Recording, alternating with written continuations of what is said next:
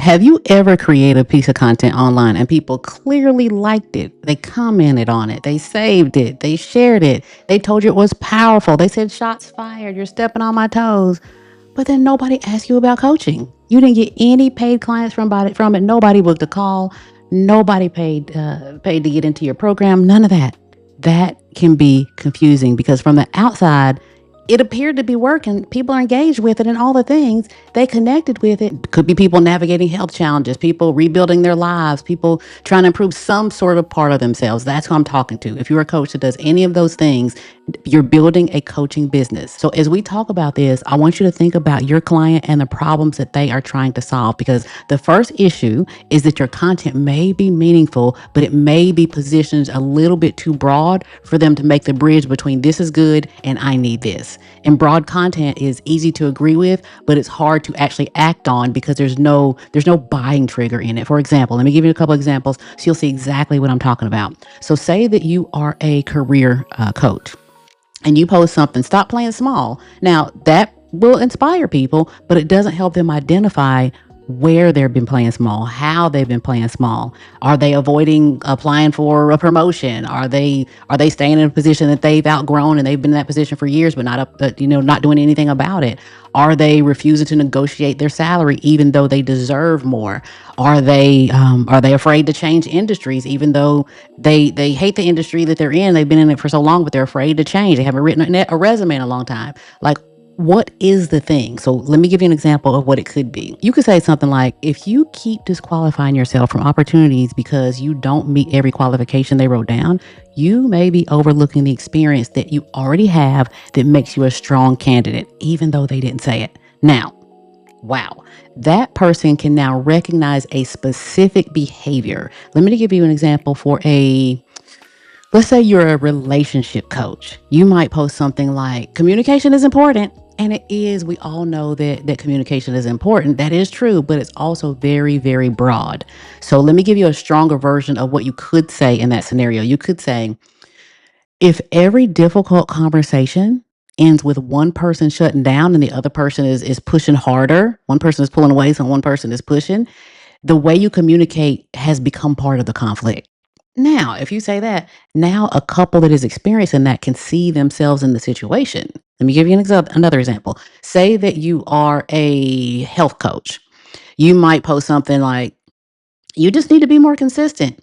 Y'all, we all know we need to be more consistent. The client already knows that. Let me give you a more specific message. If you are a health coach, you could say something like, if your routine only works during a calm, collected week, the routine doesn't actually fit your real lifestyle.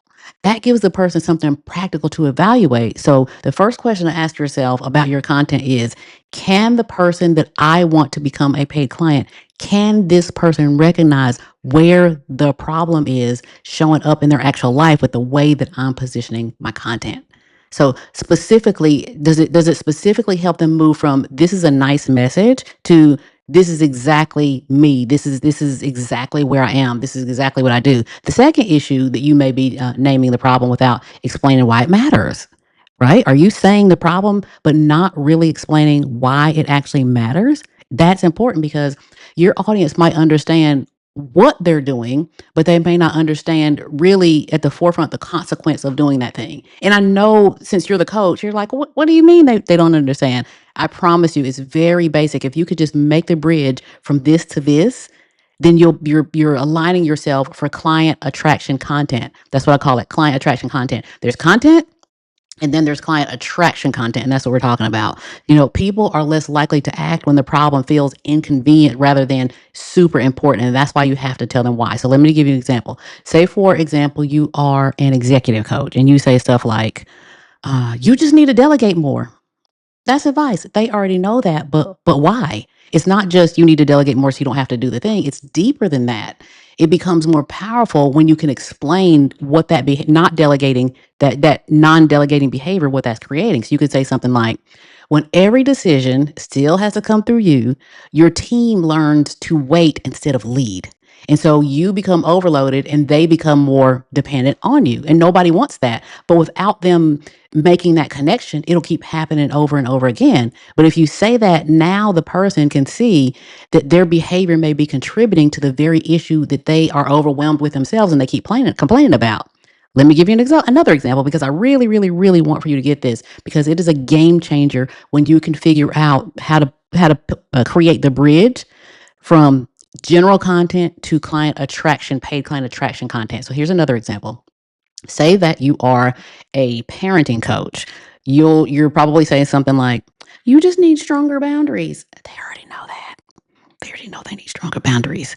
But that becomes clearer if you can say something like, when the answer changes based on how upset your child becomes, the child in essence is learning that the boundary is still open for negotiation. Think about that. If you put your foot down, or you supposedly put your foot down, and the child knows if they get more belligerent, then you'll change your mind, then they know that the boundary is non-negotiable. But meanwhile, you're aggravated because it is. Well, your client is aggravated because that keeps happening. So if you say it like that, they can see themselves in that behavior. Okay. Let me give you another example. Say that you are a confidence coach. You may tell someone, "You need to speak up in meetings." They already know they need to speak up in meetings. That's why they came to you.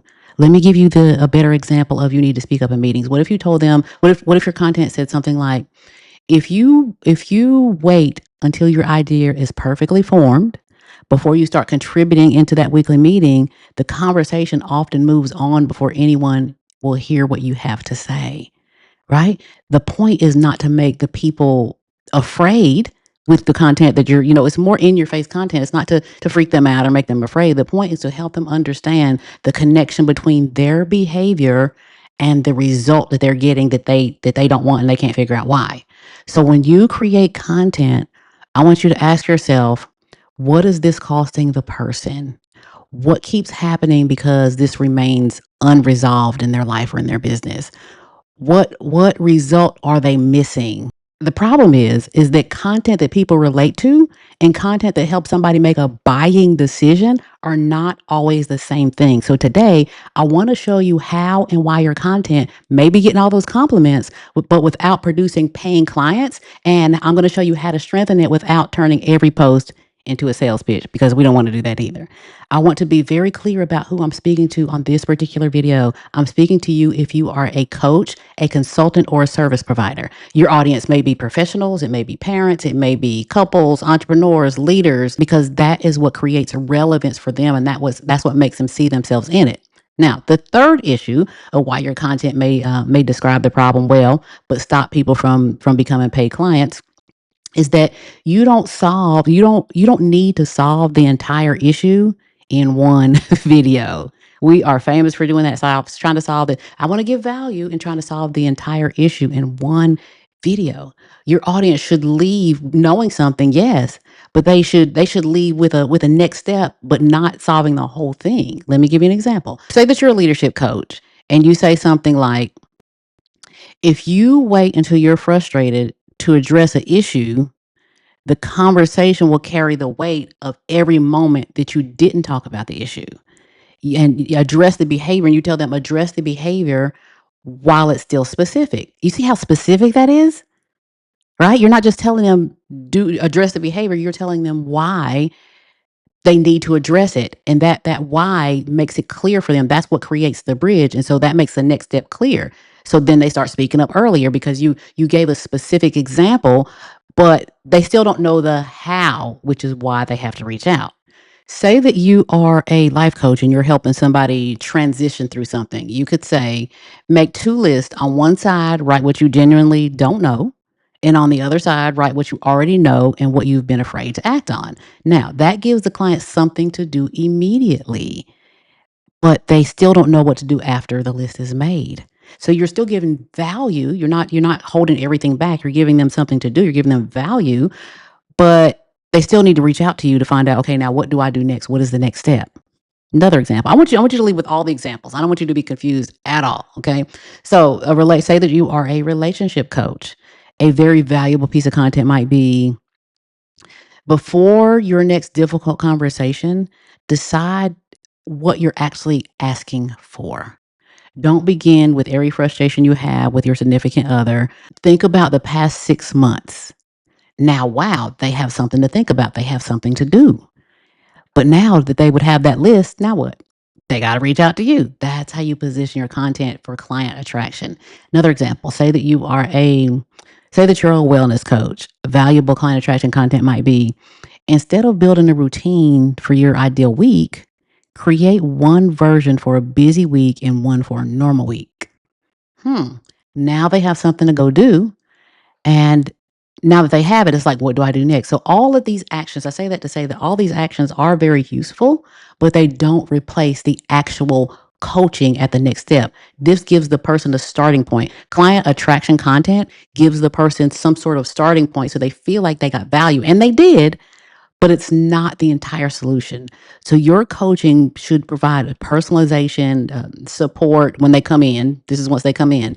Personalization, support, accountability, deeper understanding that's required for that lasting change. They've not been coached if they've just created a list of, with themselves, but it is a start. And if they see you're the one that helped them do that, then you're by default the one that is like, okay, well, let me book a call to see what this could look like. So I'm not saying that you have to withhold like useful information to make the people like need you. You're giving them something, but if they want more, and maybe that'll be enough for some people, but if they want more, that's where they can come and find you. So that strong content helps people experience the quality of your thinking, not just what you do, but the quality of the way that you think. Why did I want to give you so many examples here in this video? Because you have to understand, as my client or my potential client, if you're looking to start, grow a scale coaching business, the quality of thinking. I have a plethora of examples because I worked with so many coaches over the past 13 years. I want you to position yourself where they begin to see that you understand their problem beyond the surface level. The fourth issue is that your content may be teaching, but at the wrong altitude. Some coaches stay so broad that the content becomes motivational but difficult for the client to actually know what to do and apply it. Everything is about growth and healing and success and purpose and becoming and confidence and blah blah blah blah blah. I'm not saying those things don't matter, because they do. We know they do, but they need to be client attraction content. They need to be attached to something people actually feel and something people actually experience. Other coaches go too far in the other direction. They teach the entire program in one post. So there's a motivational, and then trying to teach the entire program in one post. I want to encourage you not to be either one of them. Don't be the coach that gives 12 steps, 6 frameworks, every possible thing. No. And then the audience leaves with a bunch of information and no clarity, and then they're overwhelmed. They still don't know what to do. The goal of one post is to solve one clear problem at a time. One piece of content does not need to address the client's entire life of what they have a problem with. A career coach does not need to explain the entire career changing process in one video. They could focus on how to know whether somebody has outgrown a specific area, a specific field, a specific role. A relationship coach does not need to teach everything in the land about communication, right? They could focus on what happens when one person avoids conflict until they explode. That's one specific laser focused sliver of a piece of cake thing. A parenting coach does not need to explain every form of discipline in one video. They could focus on why repeated warnings lose their meaning with their children. A health coach does not need to, they don't need to rebuild somebody's entire lifestyle. They need to focus on why overly restricted diet plans are difficult to maintain long term. So, one problem, one useful insight, one practical next step, and that is enough for one piece of content. Now, the last one, the fifth issue, is that your offer may feel disconnected from what you have been teaching prior to that. So, a lot of coaches create valuable content, and then they suddenly add, book a call, join my program, click the link. And so the invitation feels sort of abrupt because the content never showed why the coach would need help. So that's a real issue. If there's no bridge in your content, it feels motivational, and it's like, but then you're like, book a call. It's like, okay, for what? So all the pieces have to be there, right? You don't have to force your offer and mention your offer in every sentence, but there needs to be a bridge of this is the thing, this is the bridge of it, and this is what you can do next. Content should naturally connect to the work that you do and the work you provide to book a call or to attend a workshop or do the thing. Suppose that there is a grief coach that creates a video about the guilt that somebody feels when they experience happiness after loss. And that coach explains that moments of joy don't erase love or grief. They give the person a compassionate way to respond when the guilt comes up, and then they say, "Now, if you're learning how to carry grief while continuing to live, this is the kind of work that I support my clients with and through." Now, can you see how that bridge makes sense? Let me give you another example. Say that you are a leadership coach and you create a video about a manager who avoids hard conversations. And so they explain and provide a simple way to give feedback earlier. And so you say something like, if communication, delegation, accountability are affecting the way you lead, these are the areas that I help people just like you through, and we work together through the whole thing. See how that is flow, and that invitation is connected to what you said, earlier. The person understands what the coach helps with. So your call to action when you say one, it should feel like the obvious next step, but connected to the same conversation. It shouldn't feel like motivation and then book a call. There's no bridge. It should not feel as though you finished one topic and suddenly you started trying to sell them something completely unrelated. So now I want to give you a simple way to review your content as we close out. I want you to go back and I want you to look at your last 5 posts on your socials or videos. And I want you to ask yourself 4 questions.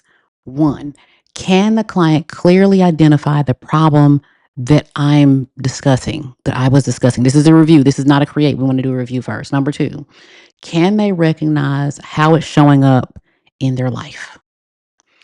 3, have I explained why that matters?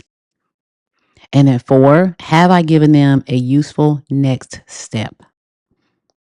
And then I want you to ask yourself one more question. Can they connect this content to the kind of coaching I provide? With the way that I structured it, the things that I said. That final question matters because people may love your perspective and still have no idea what they would hire you to help them do. And we don't want that. Your audience should not have to guess whether you help with leadership or relationships or health or career transitions or parenting or business or grief or faith or personal development. They should not wonder. So over time, your content should make that very, very clear. And you don't, just be clear, you don't have to mention that you have an offer in every post. That's not necessary either. Okay. You don't want to make every video seem sales heavy, but your body of work should help the right person, right people understand 3 things. It should help them understand the problem. It should help them to know that you know how to think about it differently than they do. And it should provide support to people who want to work through it more deeply, because that is the bridge between content that people appreciate and content that creates clients. Compliments tell you that your message is connected, but clients are more likely to come and become paid clients when the content also creates clarity, relevance, and some sort of forward movement. The person should be able to see themselves in what you're saying, and they should be able to understand why the issue matters. They should always, always, always lead with something useful. And when all those exist and they're ready for support, they should understand why your coaching is the logical next step.